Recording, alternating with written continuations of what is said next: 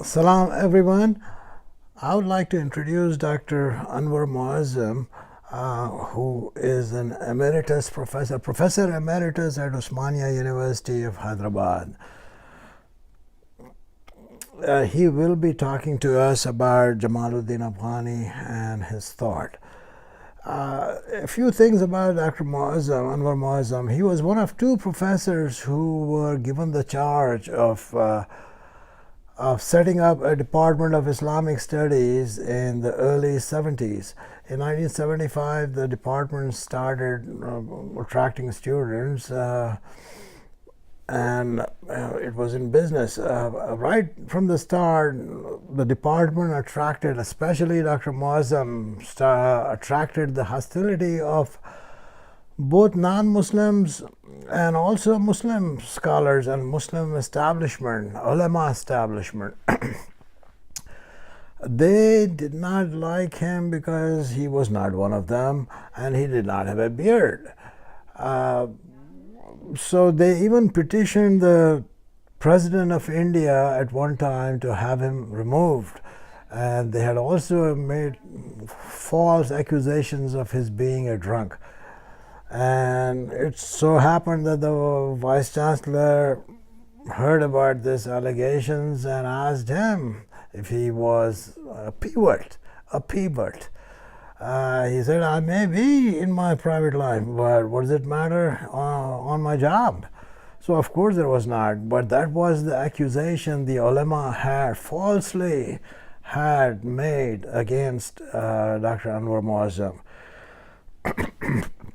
But they couldn't do anything, and he believed in teaching about Muslim history, teaching Muslim history rather than preaching Islam, which was their greatest fear, that he would be teaching in ways other than what they have been teaching. And some of the students were from their community of so-called Sufi or Mashayikhin, those who have a holy man's grave and a mosque, and they have a business and they have a group of followers. They're called Mashayikhin, and they were up in arms against Dr. Muazzam. Dr. Muazzam told me that he was inspired to do his PhD on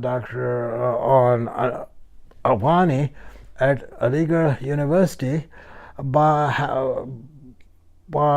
a book written in Urdu by one of my uncles, my oldest uncle, Mubarak-ud-Din Rafat. And he wrote several essays in Urdu and translated into Urdu some of the essays Afghani had written in Farsi. So let's hear, without much ado, let's hear from Dr. Muazzam about his major thoughts in the next 30 minutes. So here it goes. His being an intellectual of the East as such, or his concept of knowledge, or his suggestions, if there are any, of enabling the Muslim societies to face the present crisis. By present, I mean, you see, not only his present of the 19th century, but I think things have not very much changed since during the last 100 years. It is the same as the political threat of the Western countries against the Muslim countries, and of course the same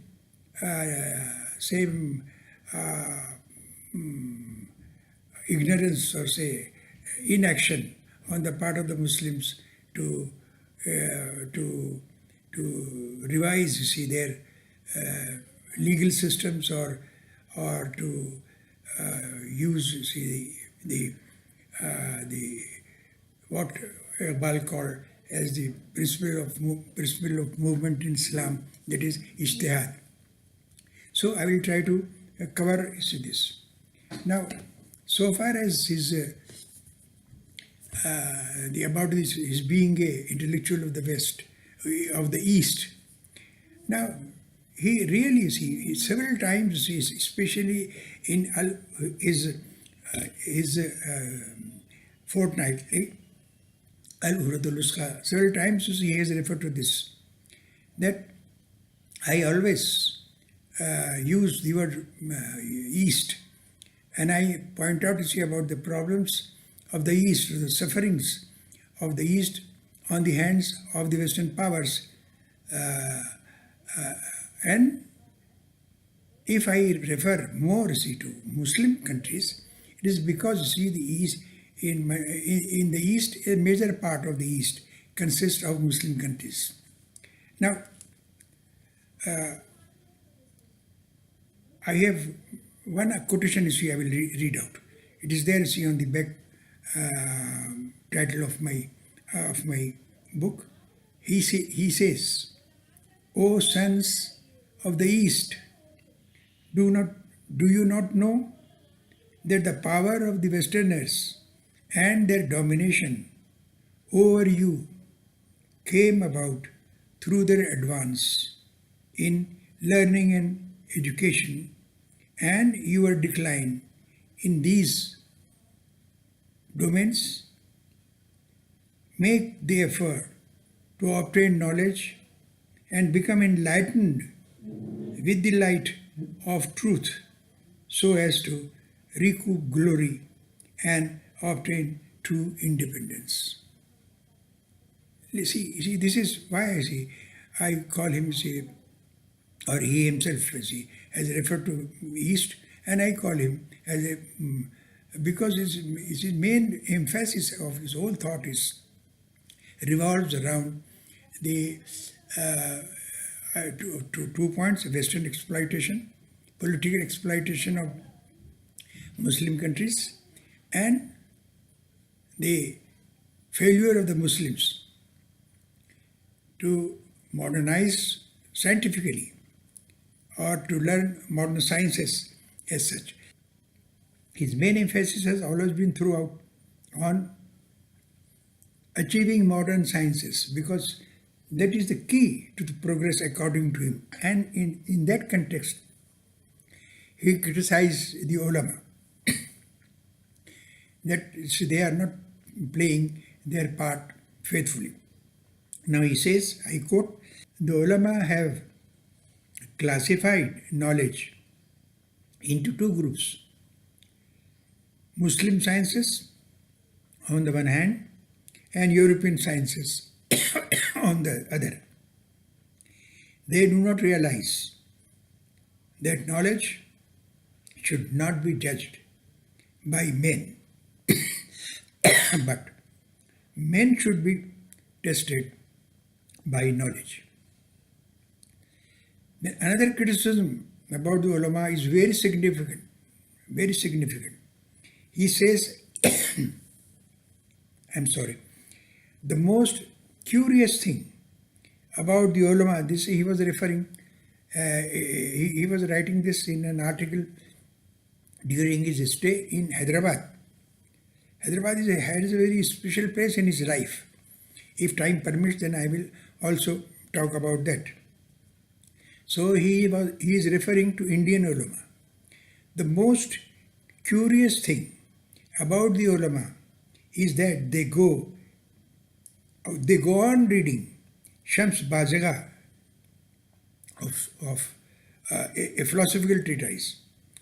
They go on reading Shams Bazaga throughout the night in the light of a lamp, but not for once think why the lamp starts giving smoke when its chimney is removed, and ceases to do so when the chimney is put back. Now, clearly, Afghani was referring to a scientific theory by referring to smoking and non-smoking of a lamp as such. So what he was saying, that you are more interested in a book written 200 or 300 years before, and you are ignoring totally what is happening around you. in the field of science as such. Then you see and another very telling remark of Afghani, which shows, you see, his whole approach. In fact, you can also apply it to his religious thinking also. I quote, it is also with regard to knowledge. He says, the king of the world is science, and without it, kingship has never existed, does not exist, and will never exist. The Chaldeans, Egyptians, Phoenicians, the Greeks, the Europeans of modern age have all conquered lands and dominated the world, not because of their military power, but because of their sciences. The military, then he adds, the military conquests are not part of the French or the English. The military conquests are not of the French or the English, but it is science projecting its magnificence and glory, and ignorance has no other way except to admit its inferiority and servitude to science. Now, I think this is these quotations, these three quotations, you see, might help you to form a real the main spirit, or that is the main how to, that is you can define with these, you see, Afghani's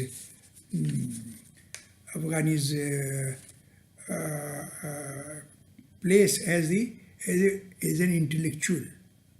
Now, what the quotations, you see, they do not appear to be coming from a mullah or an alim, as in it is known as in the traditional terms. It appears as if that he appears that a social scientist is speaking about the relationship between knowledge and power.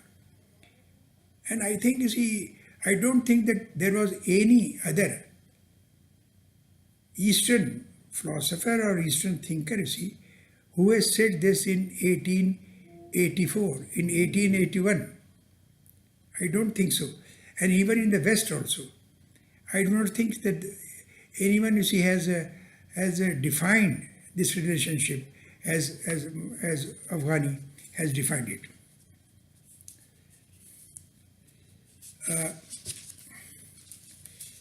Now, the other important point is that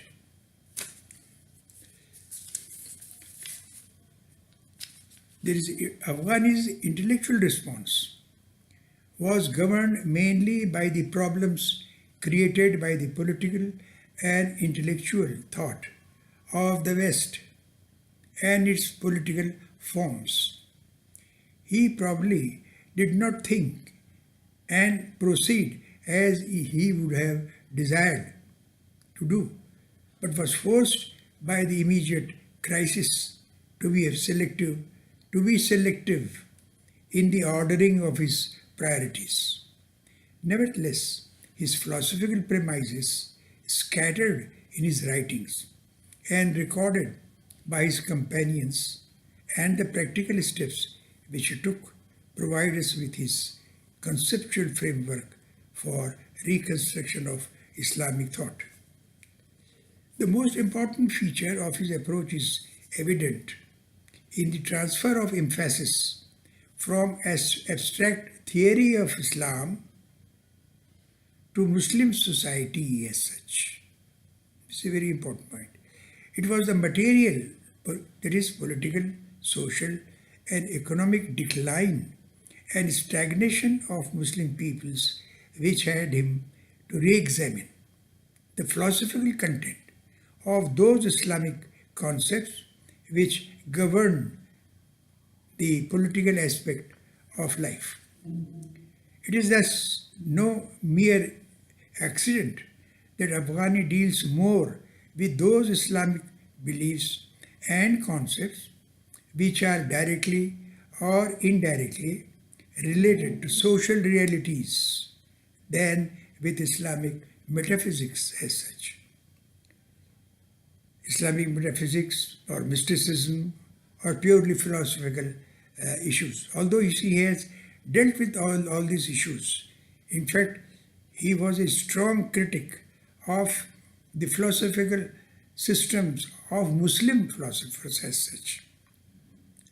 This is another see, and he has written a article during his stay in Hyderabad entitled Fawaid Falsafa as such. And he was a believer, see, he did not, in fact, he believed that unless a community or a nation has philosophical spirit, ruh falsafa, unless they have this ruh falsafa, they cannot progress at all. And by the ruh falsafa, not falsafa, but ruh falsafa, philosophical spirit, that your ability to analyze the various aspects of a problem and go in depth to the causes, so that you may then plan, see, for a sort of a plan for removing those difficulties or defects and marching, you see, on or taking a development course as such.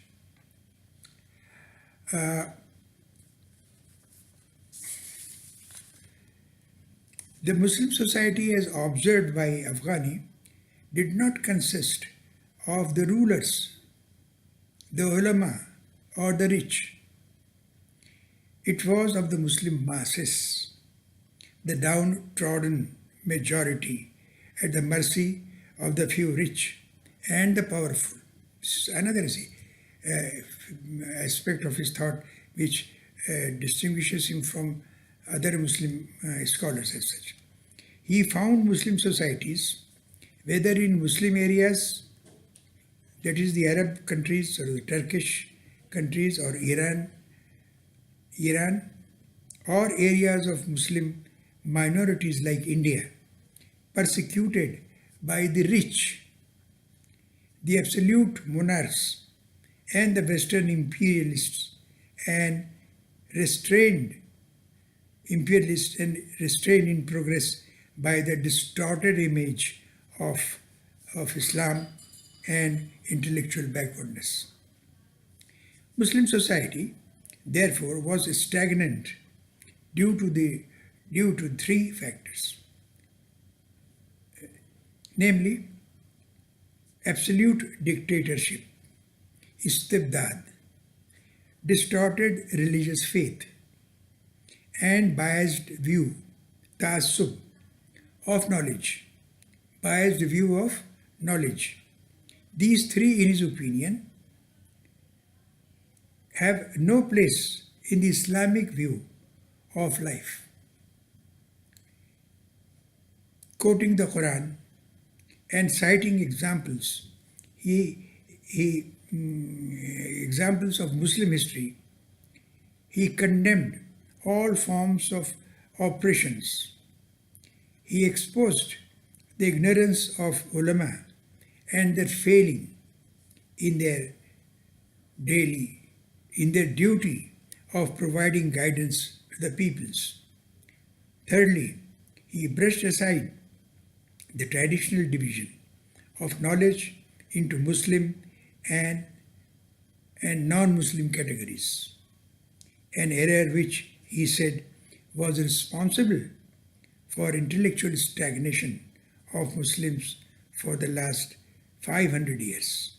Such was Afghani's diagnosis of Muslim problems and identifications of those responsible for their creation.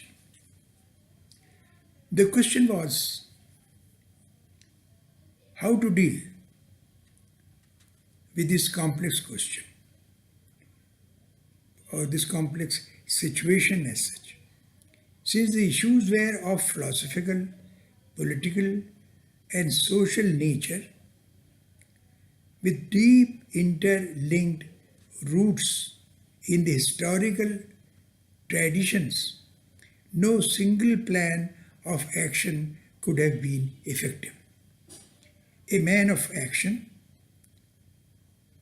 himself, Afghani knew it fully well. In his final analysis, which he appears to have made around 1884, when he published Al-Urwatul Wusqa from Paris, he selected the following steps in his plan of action. A theoretical statement. Number one, what should be done? To offer an interpretation of Islam, this is what the Muslims should do. Offer an interpretation of Islam through a critical examination of Islamic historical tradition, removing all theological impediments in the way of social and intellectual progress. Number two, to expose the distortions and misinterpretations in beliefs and practices in medieval Islamic theology and the misguidance of the ulama of his own age. Number three, to make the Muslims, chiefly the Muslim youth, aware of the urgent need of acquiring modern knowledge as an essential condition for progress. This was his you can say, a theoretical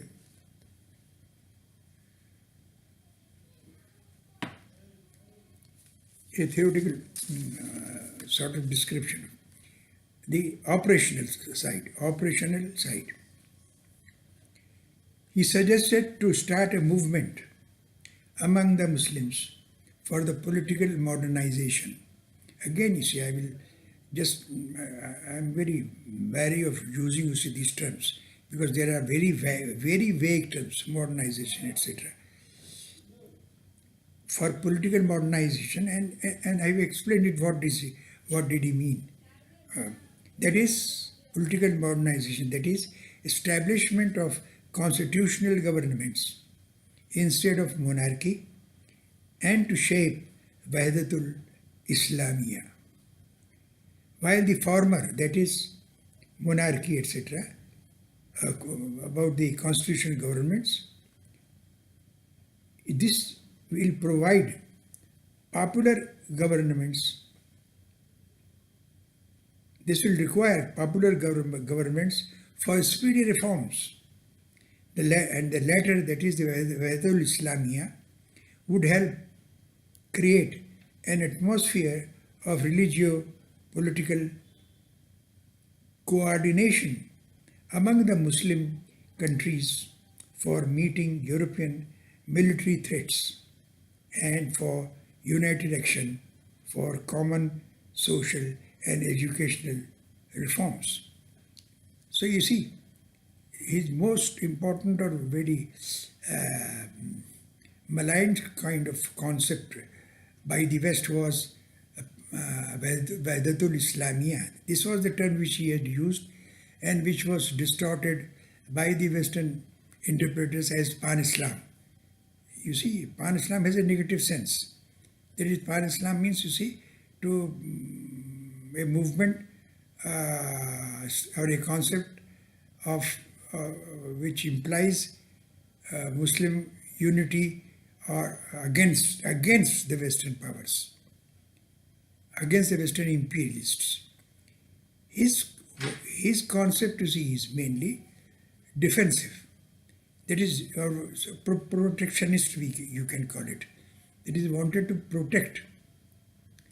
That is the protection of Muslim societies, politically as well as intellectually, both. So he was this Wahdatul Islamiyah meant that.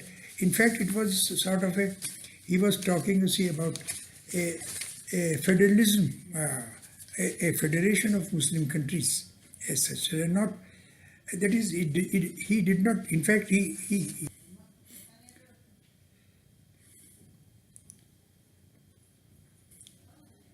it's by this his scheme of Bahatul Islamia. In fact, he has made it clear that, of course, he wanted the establishment of a unity of Muslim countries, or a federal sort of a unity of Muslim countries at that time under some caliph. It could have been Sultan Abdul Hamid, this Turkish Sultan, and anyone else. He did not say that only the Turkish Sultan must be the caliph of this Wahatul Islamia. So by Wahadat it means unity for progress, unity for educational development, scientific development. For that, you see, because nowhere he has said anything, you see, of attacking the Western countries, especially Britain at that time. He did. I think there is not a single reference to for any aggressive, for conducting any aggression against the West, or say military campaigning, etc. That was not his concept of Wahatul Islamia.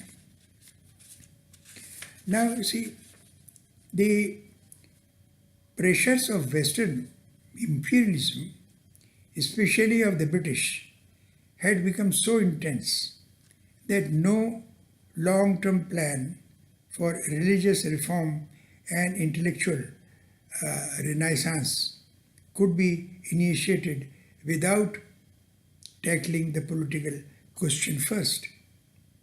The West was ready to take advantage of the political dissensions among the Muslim rulers. Hence, Afghani advocated the establishment of constitutional governments in Muslim countries and appealed for the unity of Muslim countries under a single caliph. You see, both. First step was establishment of constitutional governments. And at the time, as you know, see that the Muslim countries were were ruled by either monarchs or dictators as such. Well, see, for the Ottoman Empire or Egypt or in Iran, everywhere. So there was no constitution. In fact, see, when he was in Iran, he used to lecture to the common peoples, to the students, that appreciate the importance of the rule of law. Rule of law, Qanun ki hukumat. You do not, you still then you do not know कैसी नेमत है कानून पे के जरिए से हुकूमत के तहत रहना इसमें. So these are the first establishment of constitutional governments, which mean, you see, in the Quranic terms, that is consultative governments, which we call, you see, democracy, etc. now. But so far, if you take the Islamic term, it is shura. By that is governance through consultation as such. However, see, there were three chief obstacles in the achievement of Muslim Renaissance. A, foreign political pressures. B, despotism of Muslim rulers.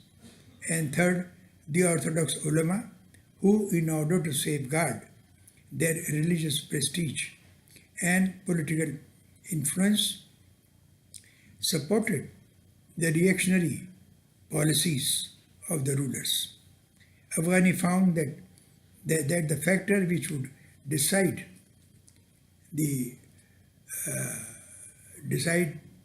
the future of the Muslim world was the outcome of the struggle between enlightened Muslims, mostly under the influence of European sciences and institutions, and the Orthodox section of the ulama.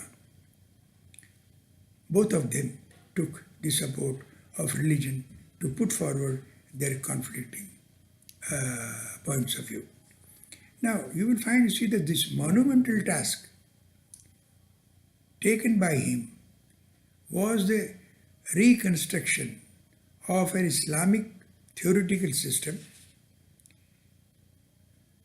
that could be effective enough to deal with the mighty, knowledge-driven political, social, and economic forces in the West.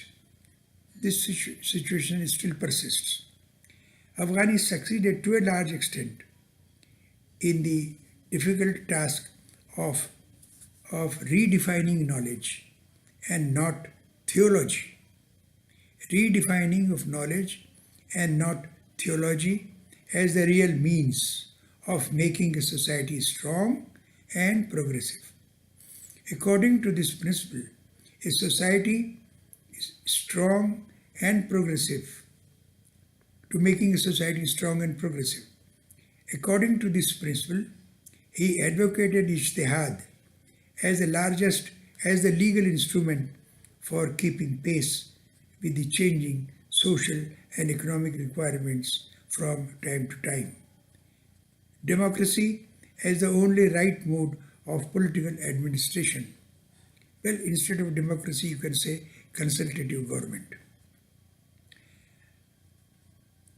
Then socialistic economy to safeguard and promote a just society. This remark, he has also mentioned this principle.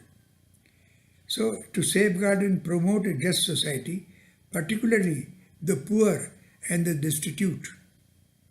All this could be possible only when the members of society develop a philosophical spirit, ruh falsafa, and adopt rational approach towards life. For him, all these concepts were quite in line with Islamic teachings.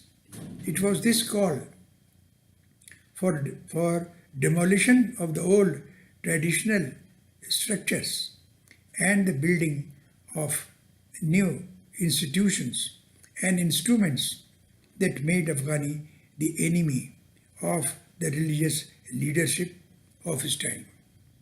Muslim despotism, however, proved to be the main obstacle to his movement of change.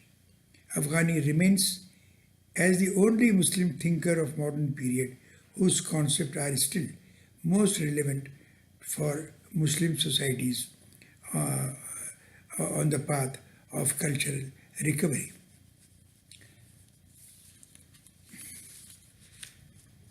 Now, see, we can say that he referred to ijtihad.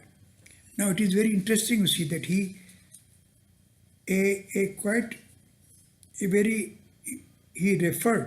to a very important fiqhi usul, Islamic jurisprudential principle, or rather convention, whatever you call it, which is called talfiq.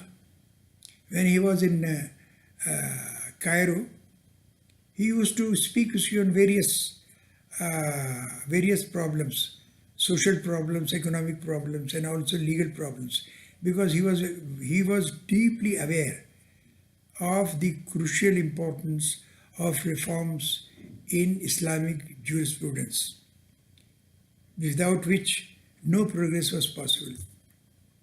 So once, you see, he was explaining some fiqhi usul, some problem of Islamic jurisprudence. I have already mentioned that he used to sit in coffee houses and not in Azhar, Jamia Azhar, coffee houses, and he was gathered to see about young scholars including Sheikh Muhammad Abdu, who succeeded him, you see, in this later to strengthen the school of Afghani as such. So he was talking about some problem. Someone pointed out, you see, that the opinion which you are expressing is is quite different from the opinion of Qazi Iyas. He was, I think, 13th century jurist, Muslim jurist. So they asked that your opinion quite different from Qazi Iyas. He said, yes, it is different because Qazi Iyas formed his opinions on the basis of the knowledge which he had at the time and in view of the socio-economic problems which existed during his age. But my age is quite different from Qazi Iyas. My problems, social economic problems, are different from those of Qazi Iyas, and my knowledge is more than Qazi Iyas because more knowledge has been introduced during the last 200 years. So I am more competent to form this opinion, my own legal opinions. Another very important point is in this connection is that someone asked him, which school of fiqh you follow, which mazhab of fiqh you follow. Now his response is very significant and very, very important, on which the Muslim societies today should consider. He said, I do not follow any one school. I select about a problem, I select the most proper opinion available in all the schools of fiqh, all fiqh schools. Now this is called talfiq. This is called talfiq. This is just a stage below ijtihad. That is, you search for your problems, not, for instance, that is, you should give up your allegiance to Hanafi school or any such Sunni schools, 4 Sunni schools, or even the 5th Zaydiyah school of the Shias. You do not, it is not necessary for you. It is not compulsory according to the Quran to follow any of these fiqh schools as such. So you are free to select, because there are opinions in these schools which differ on certain issues with each other. Even you see, Hanafi school. In Hanafi school, the Shaykhain, that is the 2 disciples of Imam Abu Hanifa, they differed drastically from the opinion of their teacher Abu Hanifa on several issues. So this is the, as I said, a state lower than ijtihad. Then you see, if you do not find even you see any proper legal opinion with regard to any issue in these available in these schools, then you have to go for ijtihad as such.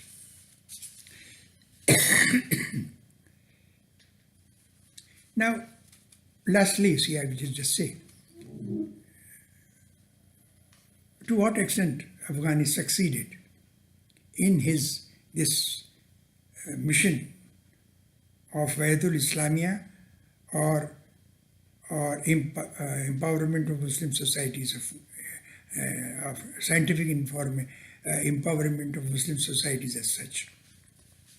Now he has himself, you see, in the last days, he has written a letter to one of his Iranian friend, and he says, you see, his disappointment and frustration, rather I would say, that he couldn't succeed in his mission as such. Now I will just read out a letter because it's very important.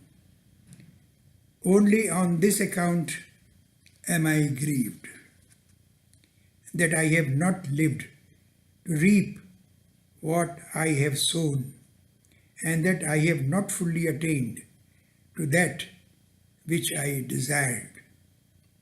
The sword of unrighteousness has not suffered me to see the awakening of the peoples of the East, and the hand of ignorance has not granted me the opportunity to hear the call of freedom from the throats of the nations of the Orient. What would that I had sown all the seeds of my ideas in the receptive ground of people's thought.